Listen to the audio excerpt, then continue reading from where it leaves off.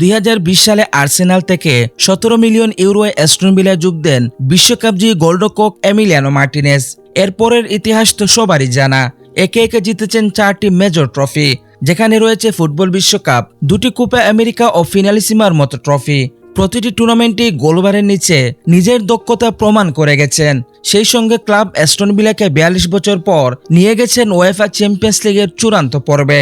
তাই ধারণা করা হচ্ছিল ইংলিশ প্রিমিয়ার লিগের ক্লাব অ্যাস্টন ভিলা সহজেই তাকে ছাড়বে না। হয়েছেও তাই। দলের গোলবারের অতন্দ্র প্রহরীকে না ছেড়ে তার সঙ্গে দীর্ঘমেয়াদী চুক্তি করেছে অ্যাস্টন ভিলা।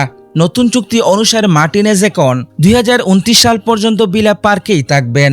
2020 সালে আর্সেনাল থেকে 4 বছরের চুক্তিতে অ্যাস্টন ভিলায় যোগ দেন এমিলিয়ানো মার্টিনেজ। পরে 2022 সালে আরও 3 বছরের জন্য তার সঙ্গে চুক্তি করে ক্লাবটি। এবার চুক্তির মেয়াদ বাড়ানো হলো আরও 2 বছর। অ্যাস্টন ভিলার জার্সিতে মার্টিনেজ এখন পর্যন্ত 150 ম্যাচ খেলেছেন। প্রিমিয়ার লিগে গত মৌসুমে 34 ম্যাচে অ্যাস্টন ভিলার হয়ে 9টি ক্লিনশিট রাখেন তিনি।